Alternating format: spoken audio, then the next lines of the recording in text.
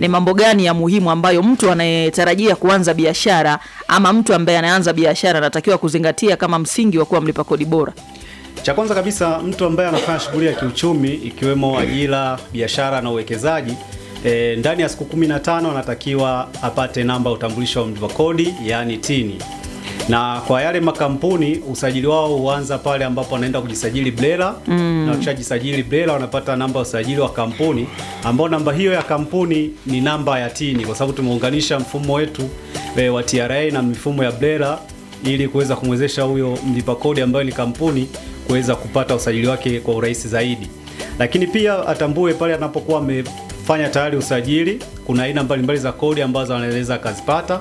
Lakini ya kwanza kabisa ni ya kulipa kodi ya mapato, ambao makadirio yake ndio tuseme mwezi wa kwanza mpaka wa 3. Lakini pia ataweza kulipa kodi za wafanyakazi, yani pay. Atatakiwa kuwakata wafanyakazi wake kodi na kuweza kuwasilisha TRA. Lakini pia kama atakuwa na wafanyakazi kuanzia 10 na kuendelea, basi atalipa tozo ya uendelezaji ustadi, yani SDL. Lakini pia akiwa anapokea huduma mbalimbali za kitaalamu, amepanga frame, basi ataweza kuzuia kodi ya zuio na kuweza kuifikisha TRA. Na huu ni wajibu wa msingi kabisa kwa mfanyabiashara kuweza kufanya, kuweza kuzuia kodi ambazo anatakiwa azuie. Lakini pia kwa yule ambaye mfanyabiashara ambaye amefika mauzo ya milioni 11 kwa mwaka, basi atatakiwa atoe risiti ya kielektroniki, yani risiti ya FD au VFD.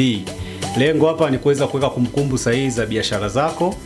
Kwa hiyo kwenye kumbukumbu za biashara pia unatakiwa utunze mauzo yako ulioweza kuuza, manunuzi na gharama zako zote ulizoweza kuzitumia. Lakini pia kufanya makadirio mapema kama nilivyosema pale awali. Pia sasa hivi tuna mifumo ya kielektroniki na mifumo mingine mingi kama vile iDRAS ambayo ina saizi watu wengi wanafundishwa kwa njia ya mtandao. Lakini pia tutafika hapa Rukwa pia watafundishwa watu wafanya biashara na hata walipa kodi wengine kuweza kujua namna ya kutumia huo mfumo, kwa sababu sisi TRA tumejikita zaidi kwenye mifumo zaidi. Tunapunguza ile watu wengi kufika ofisini, wao wanajihudumia wenyewe. Kwa hiyo mfumo huu utakuja kuweza kuboresha zaidi. Lakini pia tunapenda wafanyabiashara wote watumie wataalamu, tunaita washauri wa kodi, wao waweze kuweza kuwasaidia kuweza kufanikisha biashara zao.